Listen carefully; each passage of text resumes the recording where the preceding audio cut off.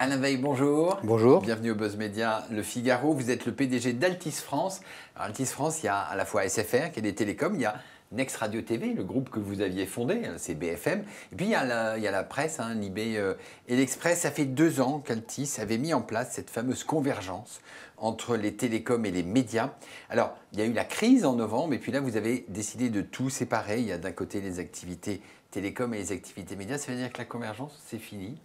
Non, pas du tout. C'est simplement tirer les conséquences des premiers mois, des premières années d'expérience, d'activité.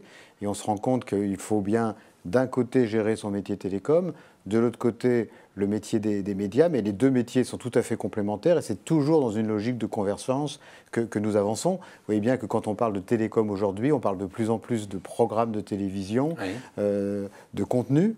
Et donc, maîtriser des contenus pour un opérateur télécom, c'est tout à fait stratégique. Mais on avait vu quand même dans cette convergence, vous aviez acheté des droits du football et vous étiez donc monté dans la télévision payante. Et puis les droits du football devaient permettre de faire revenir les abonnés chez SFR. Il n'en a rien été. Vous vous retrouvez aujourd'hui avec des droits du foot anglais, avec des droits du foot de la Champions League. Et puis donc beaucoup d'argent dépensé, environ 300 millions. Et assez peu de revenus. Comment est-ce que vous allez gérer cette partie Altis PTV? On n'a aucun regret. On a bien fait d'acheter les droits. Vous avez bien fait? Patrick Drahi, c'est quelqu'un de très rapide, d'impulsif. Donc on va très vite. On apprend à marcher en avançant. On apprend beaucoup, on en tire les conséquences. Et là, c'est exactement ce qui se passe. On se réorganise. On a bien fait de bouger. D'autres préfèrent bouger quand tout est prêt, quand ils ont réfléchi pendant des années. Et là, on a l'impression que vous avez bougé avant. Nous, on est dans l'action. D'avoir une oui, stratégie. c'est vrai. Ouais. C'est assez impulsif, mais il n'y a pas d'erreur de fond, de vision. Donc on s'organise un peu différemment pour que ça marche mieux. Mais oui, on a bien l'intention de recruter des abonnés avec les droits sportifs. Oui, on a bien l'intention d'améliorer nos marges grâce à l'activité de Pay TV et à l'activité de contenu en général. Donc on continue dans cette voie en étant mieux organisé. Mais en étant extrêmement pragmatique et en regardant les comptes, cette activité Pay TV, pour l'instant, c'est que des pertes. Il y a 300 millions de pertes et il n'y a pas de revenus en face. Au mois d'août, vous avez la Champions League, vous êtes les seuls à avoir la Champions League. La perte va monter à 1 milliard. Comment est-ce que vous allez couvrir ça? Vous avez des négociations avec Orange, Canal+, Bouygues Télécom, Free? D'abord, quand on lance une nouvelle activité, quand on lance un nouveau secteur, une nouvelle entreprise, les pertes, c'est inévitable. Mais là, elles sont lourdes. Quand on va très vite. Oui, parce qu'on a acheté des droits et on pourra les commercialiser, en tout cas pour la Champions League, à compter de l'été prochain, de la fin de l'été prochain. Donc c'est normal que nous ayons des charges importantes. On se donne un certain temps pour recruter des abonnés, c'est exactement ça, c'est exactement ce qu'a fait beIN Sport. Souvenez-vous des pertes de Canal au début dont on parlait aussi beaucoup. Ouais. Ce qu'on ne veut pas, c'est mettre ces droits chez SFR directement, sans être spécialisé. Ouais. Éviter d'alourdir SFR. Voilà, et troubler la lisibilité d'ailleurs des résultats de SFR. On préfère se dire on est un vrai opérateur de Pay TV, comme on est un opérateur de chaîne gratuite ou basique avec BFM, RMC Découverte numéro 23. On a lancé une division de Pay TV, on démarre, on va perdre de l'argent au début, mais dans 3-4 ans, on sera à l'équilibre. Alors vous mentionnez beIN Sport, ça fait 5 ans qu'ils sont là, 5 ans qu'ils perdent de l'argent. Ils ont 3,5 millions d'abonnés, ce qui est quand même beaucoup. Ils perdent toujours autant d'argent. Vous, il vous faut combien d'abonnés pour équilibrer tout ça? Ça dépendra des droits qui seront accumulés. Il faudra plusieurs millions d'abonnés, c'est sûr, mais on a aujourd'hui 22 millions d'abonnés dans le groupe, oui.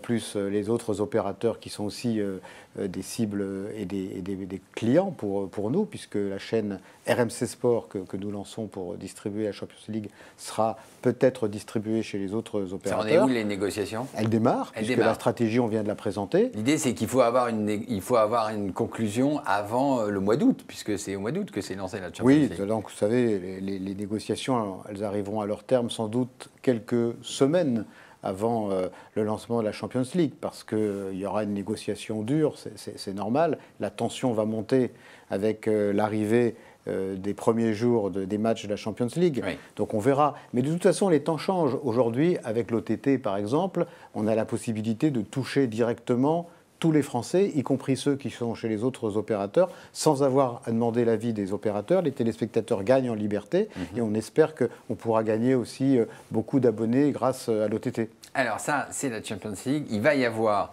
2018, 2019, voire même 2020, les droits du foot de la L1. Et là, c'est un énorme morceau, c'est aussi un morceau à 1 milliard. Vous êtes candidat ou vous n'avez pas les moyens d'être candidat? Les moyens, on les aurait, mais il faut raison garder. Donc on verra ce qui se passe avec le lancement d'RMC Sport, la Champions League, notre capacité. Si c'est un succès, vous y allez. Si c'est un demi-succès, vous n'allez pas remettre de l'argent. C'est ça votre vision? Si c'est un succès, on ne s'interdit rien, on verra. Encore une fois, on est un groupe pragmatique, réactif, on verra le moment venu. On ne sait pas quand est-ce que l'appel d'offres sera lancé. On verra le moment venu. Si ça arrivait trop tôt, on ne s'y intéresserait pas parce qu'on veut se concentrer sur la Champions League et puis on verrait après. Ce n'est pas indispensable pour nous. De toute façon, nos abonnés auront toujours accès au championnat de France de football. Oui. Canal+ distribue aujourd'hui, on distribue Canal+, beIN Sport distribue une partie du championnat de France de football, nous distribuons beIN Sport. Donc de toute façon, les abonnés d'SFR auront toujours accès au championnat de France de football. Donc on verra le moment venu, mais on sera toujours raisonnable. C'est quoi le bon moment pour vous? Quand on aura une bonne visibilité, donc d'ici la fin de l'année. D'ici à la fin de 2018. Vous avez annoncé que vous vouliez doubler votre chiffre d'affaires dans les médias de 500 millions d'euros. Alors 500 millions d'euros, c'est ce qui existe actuellement, c'est Next Radio, BFM, c'est la presse aussi, Libé et l'Express, à 1 milliard. Donc ça veut dire 500 millions d'euros, ce qui existe aujourd'hui en gratuit, j'allais dire, et plus la presse, et 500 millions d'euros en PTV. C'est bien ça? C'est ça. Alors j'ai voulu donner ce chiffre d'1 milliard pour donner à tous les observateurs une vision de notre projet. Je n'ai pas donné de calendrier. On démarre toujours rapidement, on va regarder, mais les chiffres paraissent totalement sensés par rapport aux enjeux, par rapport à la valeur des droits. Vous savez, nous, on connaît aujourd'hui la totalité de nos droits. Si on les partage avec d'autres opérateurs, finalement, le revenu versé par chacun des opérateurs sera lié à sa part de marché en abonnés. Donc, assez rapidement, on atteindra sans doute ces montants-là. Je sais déjà que SFR... puisque vous allez négocier vous-même entre RMC et SFR. Acceptera de distribuer RMC Sport. En mettant un minimum garanti, c'est ça? Oui, quoi. En tout cas, la relation est de confiance entre RMC Sport et SFR, donc c'est plus facile. D'accord. Alors, vous êtes un groupe qui avance vite, qui innove. Hein. Vous aviez innové dans la distribution de numérique de la presse avec le kiosque SFR. Alors, il y avait un avantage fiscal à la clé. Hein. Vous avez gagné 200 millions d'euros, 200 à 300 millions d'euros. Cet avantage fiscal s'est terminé au 1er mars. Est-ce que ça veut dire que vous abandonnez le kiosque ou est-ce que ça veut dire que vous le redéployez différemment? On n'a pas gagné 200 millions. Sur l'activité presse, le taux de TVA est plus bas, donc la marge de l'entreprise a augmenté en raison du taux de TVA plus réduit sur la presse. L'avantage fiscal était à peu près de Notre opération était parfaitement transparente et légale. Le gouvernement a souhaité changer les règles en matière de fiscalité. On s'y adapte. Je ne suis pas sûr que ce soit une bonne décision pour la presse, parce que c'était une façon d'encourager le lancement de cette plateforme numérique. Au moment où Presstalis a tellement de difficultés, c'est quand même pas idiot de regarder ce qu'on peut faire dans la distribution de la presse digitale. Mais comme notre projet, fondamentalement, est intéressant, créateur de valeur pour la presse, et peut-être le début d'une solution, évidemment, on continue. Vous continuez. Dans notre stratégie de valorisation des contenus, nous ne proposerons pas à nos nouveaux abonnés automatiquement d'intégrer SFR Press. Ils devront payer, mais nous proposerons 10 euros. Effectivement pour 10 euros d'avoir accès à 80 journaux de façon illimitée, ce qui est une offre tout à fait exceptionnelle. Et vous allez continuer à innover parce qu'aujourd'hui on feuillette le PDF, il y aura d'autres services à l'intérieur de ce kiosque? Oui, on va enrichir les services. On peut imaginer qu'après le PDF, il y a des versions linéaires. Donc on regarde ça de très près. Vous savez qu'on a acquis une filiale qui est spécialisée, une société qui est spécialisée dans la distribution de la presse digitale, Millibris. Oui. On a beaucoup de savoir-faire avec les équipes de Millibris qui travaillent pour beaucoup de journaux en France. Donc c'est un sujet important pour nous et très valorisant. Et très valorisant. Et c'est ça qui va aider Libé et l'Express à se redresser, j'allais dire, parce qu'ils ne sont pas en pleine forme. Non, comme tous les journaux français, oui. Il faut le reconnaître, parce qu'il y a un problème structurel autour de la presse. La décision qui a été prise pour Libération et pour l'Express, c'est un projet de transformation digitale important, digital first. Oui. Ça veut dire qu'aujourd'hui, les équipes sont d'abord tournées vers le papier et il y a une petite équipe qui s'occupe du digital. Maintenant, toute l'équipe va s'occuper du site, qui sera à très forte valeur ajoutée. On va pousser l'abonnement digital. C'est quelque chose qui marche maintenant partout dans le monde. Aux États-Unis, les faits sont là. Et puis, il y aura à l'inverse une petite équipe pour extraire du contenu de l'équipe digitale et fabriquer la version papier qui restera toujours intéressante. Tout le monde sait que les revenus proviennent encore du papier. Oui, mais les pertes proviennent aussi du papier. D'accord. Donc il vaut mieux travailler sur le digital qui amènera des ressources et de la marge. Il y a beaucoup de sujets à aborder. Vous aviez lancé en grande pompe Altis Studio, qui devait faire à la fois des films, mais aussi des séries internationales. Depuis, rien, ou presque. Où est-ce que ça en est ? Non, on a mis sur la table tous les sujets, le sport, donc vous avez vu qu'on s'est réorganisé sur le sport, on l'a annoncé.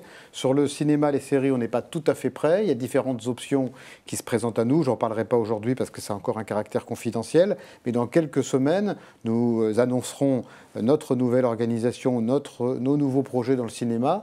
L'idée, c'est pas de réduire la voilure, l'idée, c'est d'offrir à nos abonnés la meilleure offre de cinéma, d'avoir des relations professionnelles et continues avec le monde du cinéma, parce que c'est important à partir du moment où on travaille avec les producteurs, les distributeurs, les exploitants. Et donc, dans quelques semaines, on sera en mesure de présenter notre nouveau projet. Alors, dans ces nouveaux projets, parce qu'il y a une multitude de petits studios, hein, il y a Studio Canal, qui est plutôt un gros studio, il y a celui d'Orange, qui n'est pas très très gros, il y a le vôtre. Il y aurait une idée de rapprocher le studio d'Orange du studio d'Altis ? Bon, certains ont eu ces idées-là pour nous. L'idée, c'est pas de rapprocher le studio d'Orange pour avoir plus de moyens pour investir. D'une autre.